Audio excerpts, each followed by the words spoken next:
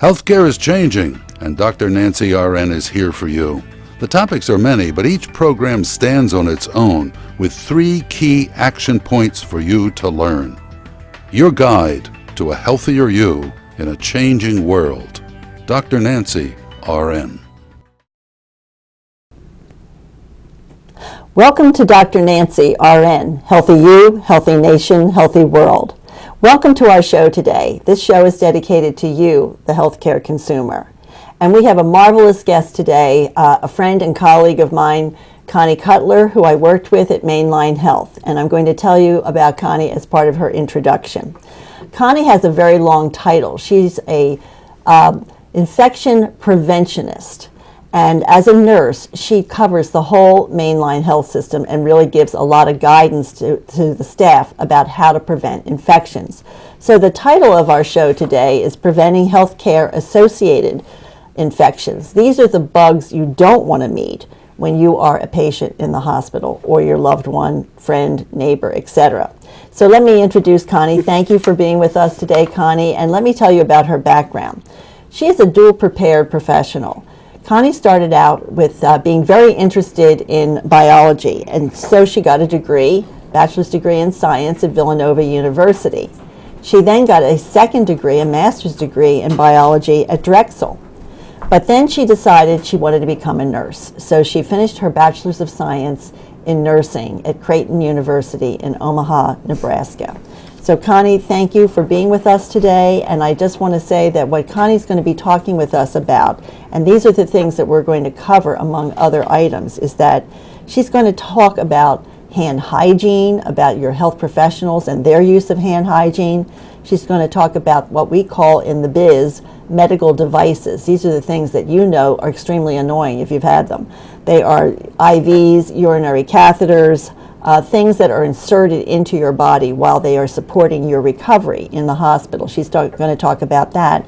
And then she's going to give you some tips on how to prepare yourself in the event that you're having surgery. So again, Connie. Thank you. Thank you for being here. My pleasure. Now, let's start out with your career. Okay. I mean, you started out, you were obviously a whiz kid in biology in high school. You decided to go on that journey. So Right. tell us how you then transitioned into the nursing world. All right. Yes, I was very interested in biology from an early age, and I decided that I would study it and learn as much as I could about bacteria. And then I started to work in a little hospital, and I found out that there were professionals who also used their nursing background with their knowledge of biology to prevent infections. And I thought, this is a perfect niche for me. And so I went to nursing school, and I was able to move right into that role, and I've loved it for over 30 years. That is a pretty amazing story, Thank I you. have to say, because your role is one of those behind-the-scene Correct. roles. I mean, most consumers are not going to meet Connie in Right. person, and you don't necessarily want to meet Connie in person if you are a patient. Right. But the work that we're talking about that she does every day, guiding the teams of everyone, not just the doctors, the nurses, but housekeeping services, dietary services, it's a real team effort, as we are going to learn. Connie really sets the stage for us on how to do that job well.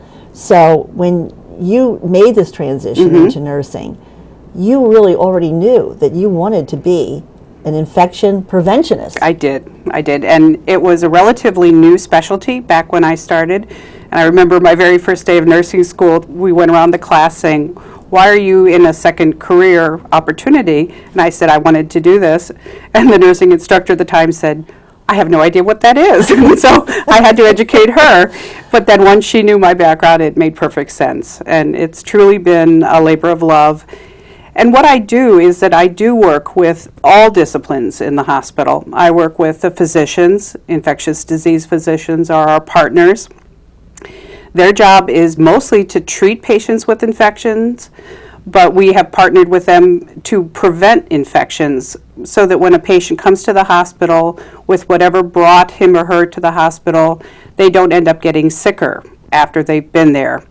We're not always successful, but that we have things we can do and should do, and my job is to educate healthcare professionals to make sure that we're doing the right things. Well, I think that's a very astute differentiation, because what Connie is saying is that a physician, MD, would be working with people who may come into the hospital because they have an infection already or because of their very difficult illness. Infections are part of the illness that they're being treated for. So they're really looking at that one patient and really focusing in on the treatment plan for that one patient. But Connie is talking about the environment. You know, when you go into the hospital, you are in really an alien territory. You know, there are all different kinds of things that you are going to be exposed to potentially that could make your case more difficult if you were to acquire an infection. So again, that's the term that's used by healthcare professionals, acquired infections, and that's what Connie's talking about. This is what she works on. So tell us, you know, when we're talking about how you work on it, what is a typical day for you, and what does working on it really mean? Okay. We look through, as a starting point, cultures that are done on patients, so microbiology cultures that are performed on patients. Now, can I stop you right Sure. there? Just because I'm not sure everyone would know what that means. Okay. So when you say culture, just break that down and describe what that means. When we take a specimen from a patient to determine what might be growing in their lungs, in their urine, in their bloodstream, in their wound. So we look for what we're finding on cultures, and then we determine whether that's something that they may have come in with, or if it's something, unfortunately, they may have acquired after they've come to the hospital.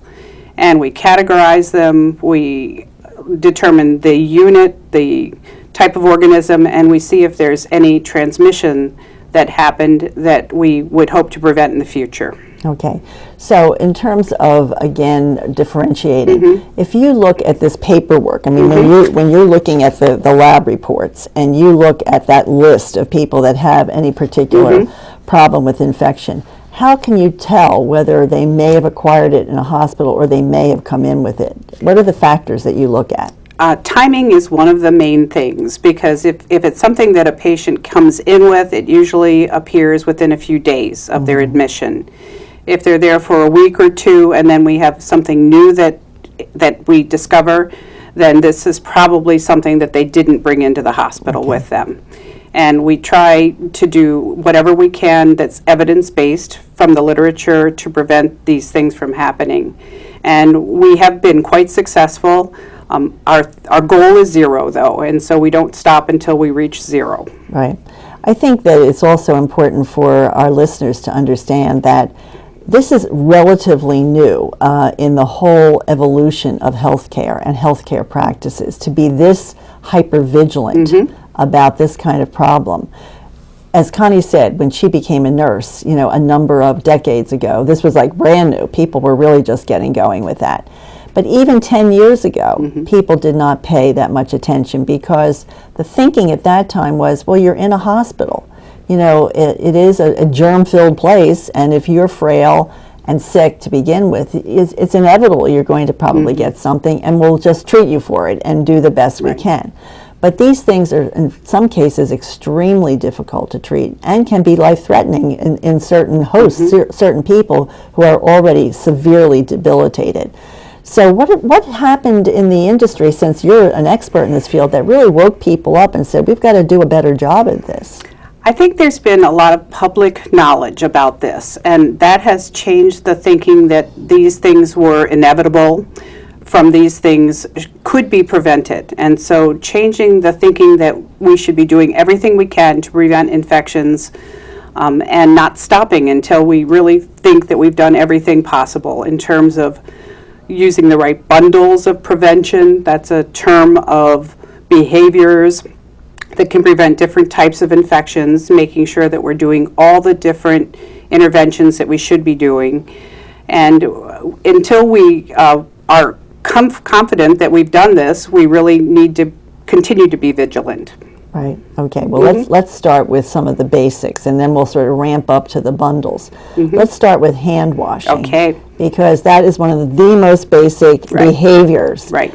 And that is so important. I mean, tell us about the history of hand washing in the industry. I mean, it started a couple hundred years ago, didn't it, in terms of Semmelweis, wasn't it? Dr. Semmelweis who said, you know, we've got to wash our hands. Correct. Dr. Semmelweis was a champion of all of us in this field because He studied the nurses and the physicians in Austria back in the Middle Ages, and he kept data. He was a true epidemiologist, writing down numbers of infections.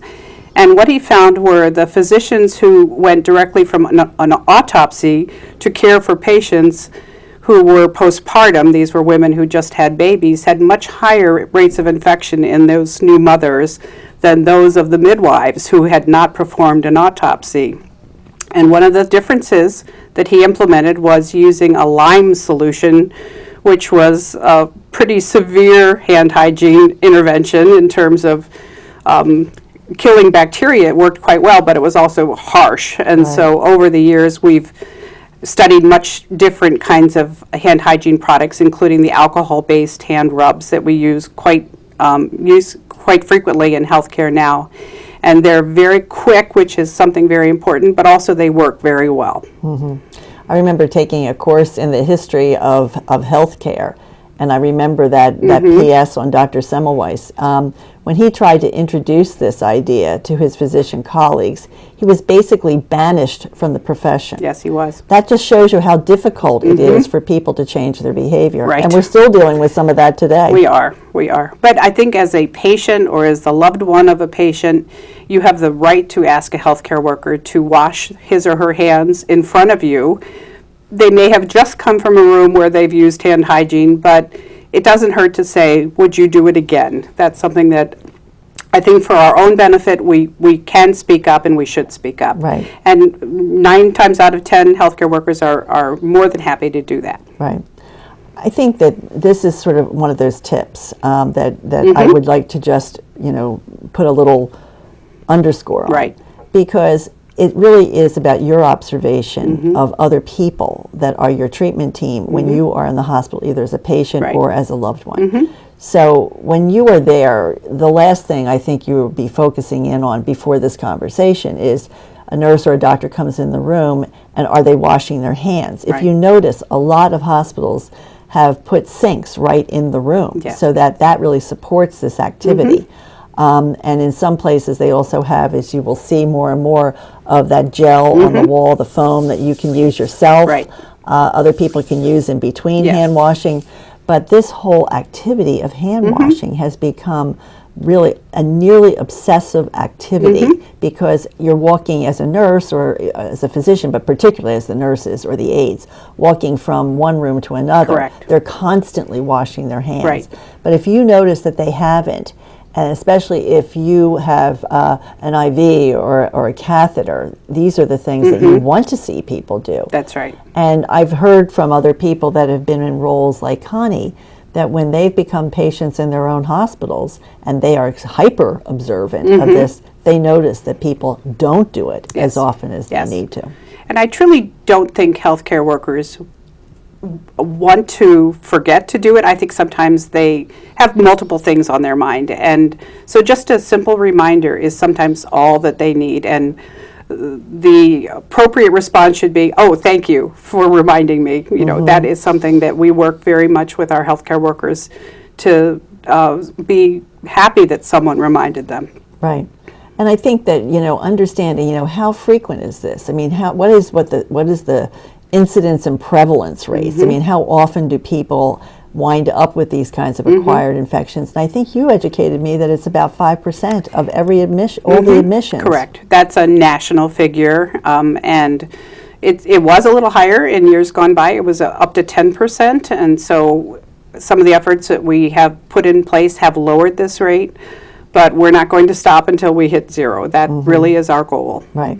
And there are some hospitals in the country that have hit 0. Sometimes it's hard to sustain that because, again, every day you have a whole new group of patients coming in, or you have people who are vulnerable no matter how many days they've been in the hospital. There's still that vulnerability factor. But it's, I think, a major leap to go from 10% to 5%. Yes. But as you get to those smaller numbers, it gets even harder. It is increasingly difficult.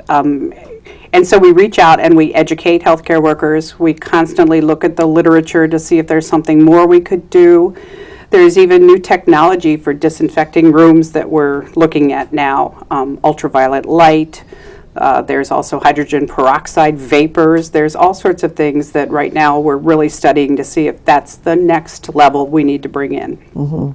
How about some of the hospitals? I know they're few and far between, but that nonetheless have gotten to zero. Have they employed all these new technologies? Some of them have.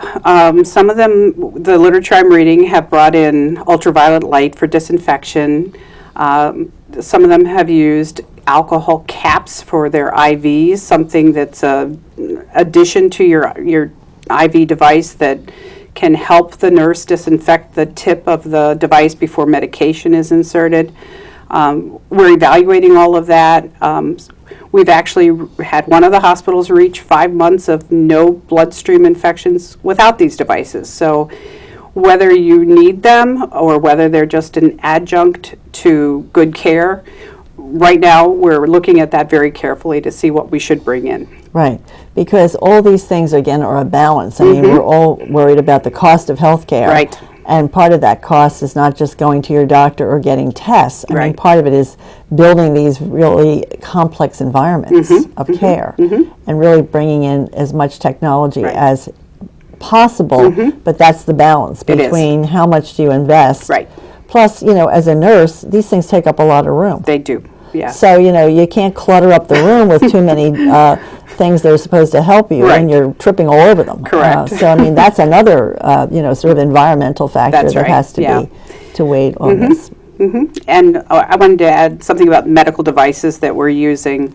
An intravenous catheter is something that is put in someone's arm usually to deliver medication or fluids. But every day that that device is in, it's an interruption to the skin barrier. And so if the person no longer needs it, and that's a question you can ask every day, can this device come out today? Same with a urinary catheter to drain urine. Every day there's a 5% increased risk of having a urinary catheter. Sometimes they're terribly needed in terms of measuring the output of a patient when they're on certain medications, or after urologic surgery, someone has to have a catheter. But every additional day increases the risk. So anytime we can take out a device, we've lessened the risk of that patient developing an infection. So what advice would you give to our viewers in terms of having that conversation with their treatment team about these devices? I think that as the team makes its daily rounds, that's a question that should be asked of the team. May my IV device come out today? May my urinary catheter come out today?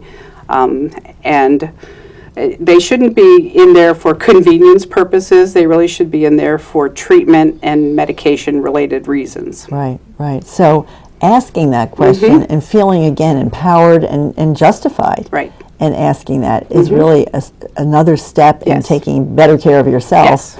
as part of that conversation with your team. And we've developed an electronic list every day of every patient who has one of these two devices in our hospital. And so it's very much an awareness that we now have among the healthcare workers that we have 15 patients on this unit and 5 of them have devices. So it makes it a lot easier to ask the right questions.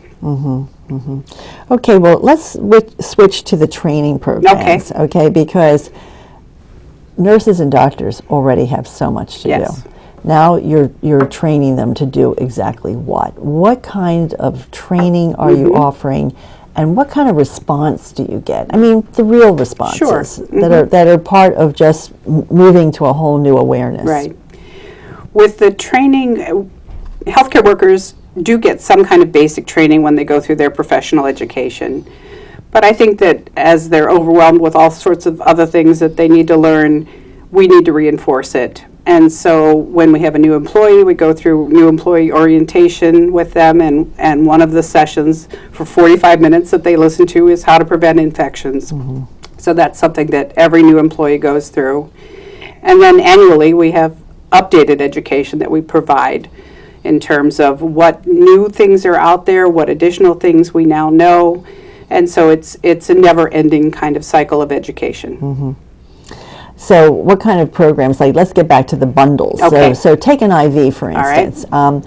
Nurses used to just, make sure that the site was clean. Right. I'm just using the arm as an example. It could be other places. Right.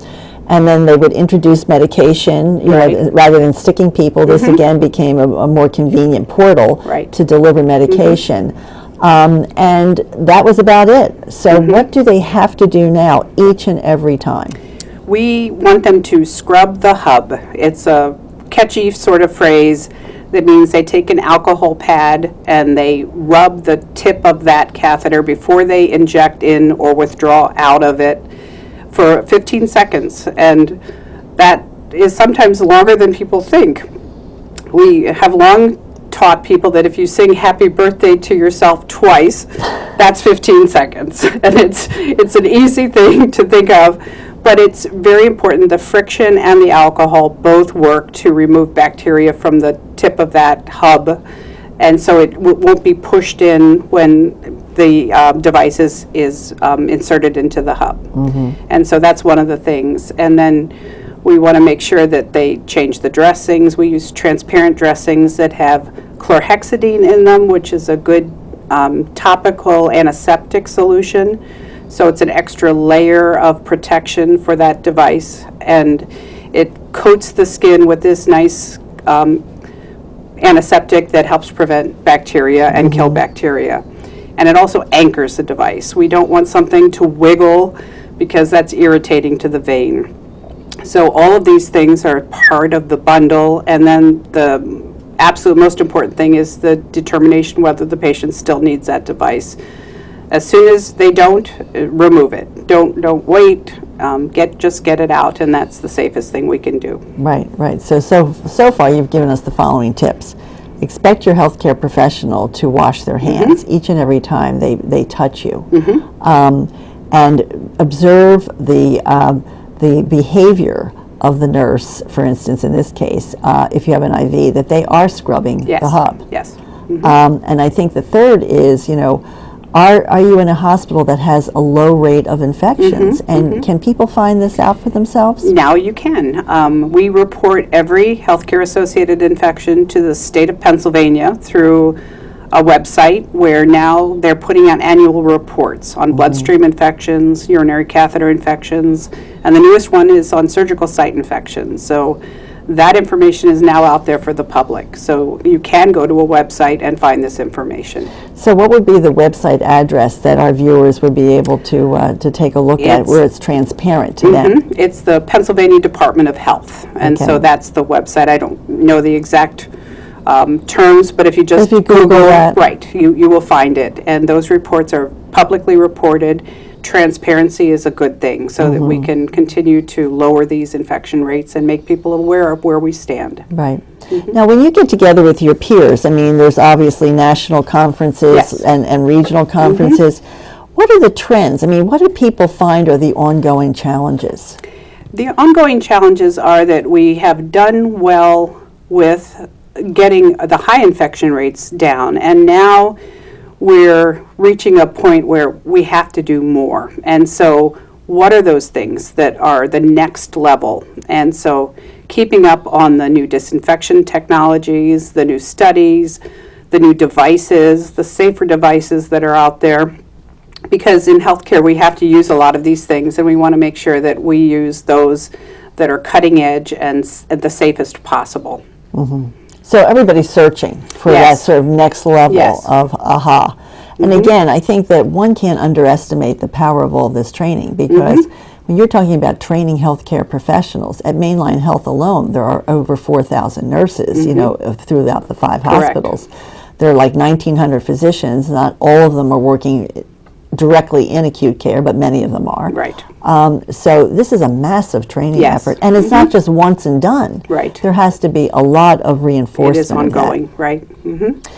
Haven't I understood that you can really get down to a particular health professional too? That you are tracking so clearly on your data collection, you could actually start to see trends, and you could actually map that to who's working on a particular shift to figure out if there is someone that is really breaking that barrier, so to speak. Sometimes we can. We look for things that should be done, such as oral care on patients who are on ventilators. And if we see a missed opportunity, we can go back to that caregiver and say, we noticed that you didn't give oral care during this time period. And sometimes there's a valid reason, the patient was off the unit or something like that, but we really try to bring it to the level of the frontline healthcare professional, and we share our rates with them so they're aware of how things are going on their unit. Because I really do believe knowledge is power in this area, and so the more we share with them, the more they're aware of what their role is in preventing these infections. Right. So it's training and it's coaching, it's reinforcement, because in the busy world of a healthcare professional, it is hard to do all these things. Yes, it is. Because you're thinking about the meds you have to get out, Right. and you have to call for orders, you have to, cycle back to a physician, you have to answer a family's question. I mean, Correct. they talk about you can't multitask.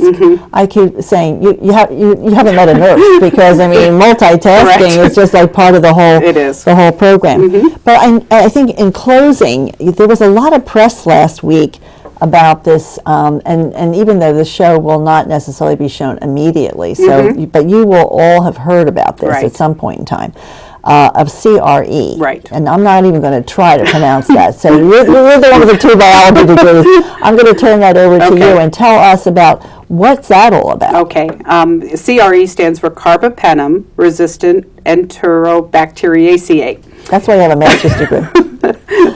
And what it is a family of bacteria that lives in the human gut that unfortunately has become resistant to a fairly common antibiotic called imipenem. And there's various relations to imipenem out there. And this used to be one of the last line drugs that we could give patients who had infections. And now the bacteria have figured out genetically how to protect themselves from this antibiotic. And so it poses an additional treatment problem for physicians to find a different antibiotic to give to patients. And so I'm hoping that the companies out there that develop pharmaceutical products will help us with new antibiotics, which is something we really do need in this world. There's a lot of research and development into medications to prevent hypertension and things like that.